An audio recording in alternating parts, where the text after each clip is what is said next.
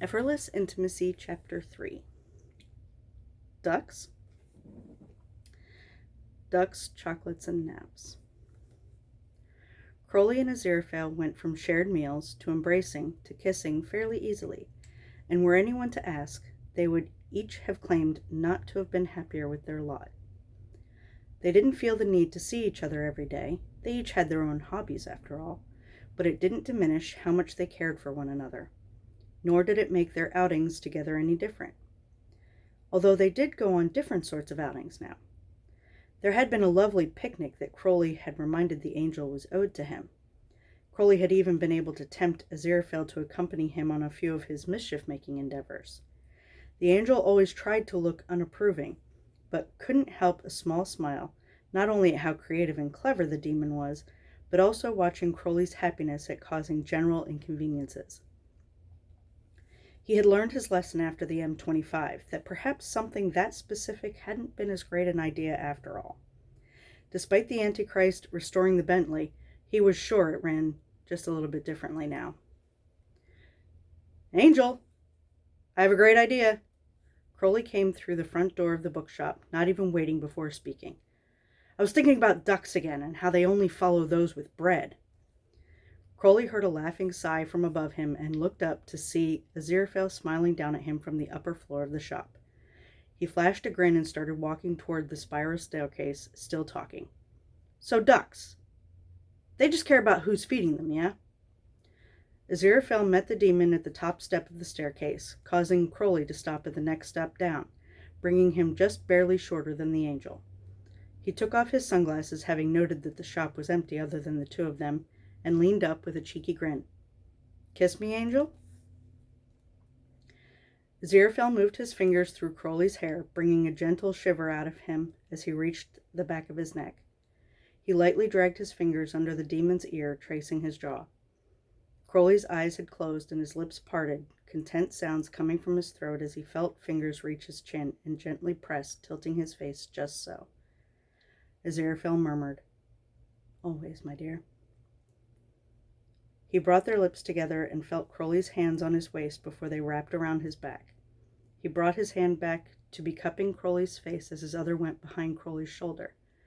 They continued exchanging kisses until Aziraphale became bolder, licking at Crowley's lips and gently sucking on the top one before allowing himself to taste the inside of Crowley's mouth.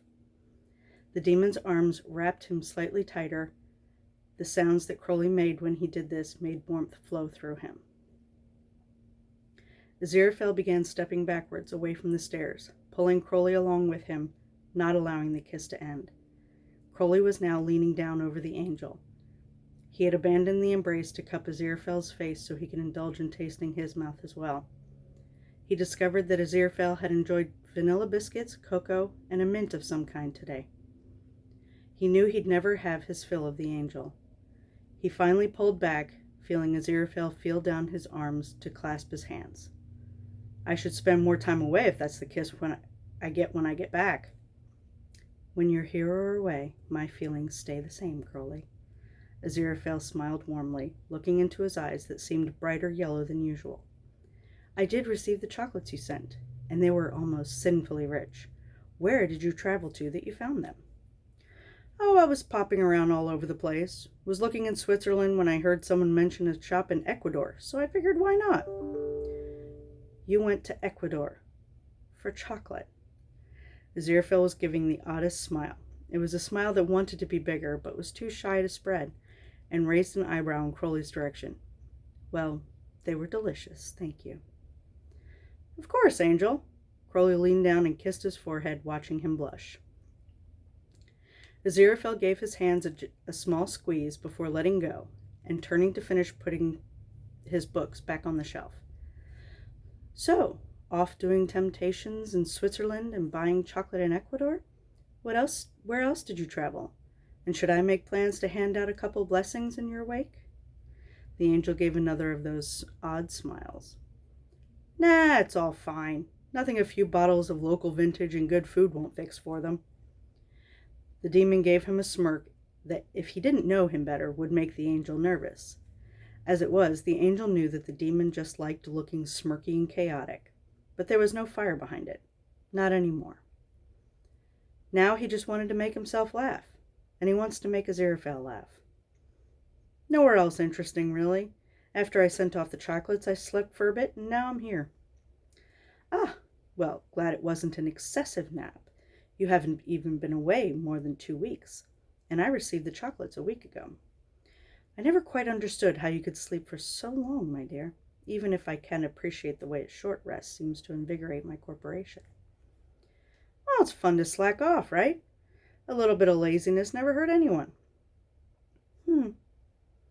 I suppose it depends on how you plan on being lazy. I have no problem sitting and reading for, goodness, days. Next time I'm ready for a good nap, I'm bringing you.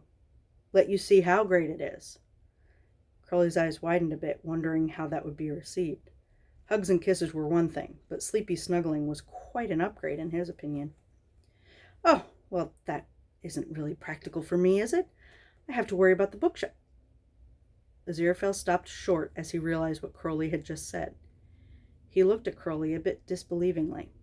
Not that he didn't think the demon would go through with it, more wondering if he realized what he said to begin with. But looking into Crowley's eyes, there was no confusion, only a clarity and openness that indicated he knew fully what he had said. The angel's voice dropped in volume, as though someone would overhear, as he felt even his ears turn pink. Well, I'm sure it's lovely, the sleeping thing. But would you actually be able to sleep with someone else nearby? I wouldn't want you to miss out on your rest, and definitely wouldn't want to be the cause. Crowley was about to assure him that he could sleep anywhere, when Aziraphale brightly and obviously changed the subject. Oh, Crowley, weren't you going to tell me something about ducks? Crowley looked at his friend's hopeful, nervous eyes, understanding that this was a going too fast but not a no moment. He gave the angel an indulgent smile and put his arm around his shoulders, kissing his temple gently, hoping that Aziraphale understood that that kiss meant, I understand, and I'll wait. Yes, ducks. And he detailed his harmless but ultimately hilarious idea as Aziraphale listened with a smile, leaning into the arm that was still around him. End of chapter 3.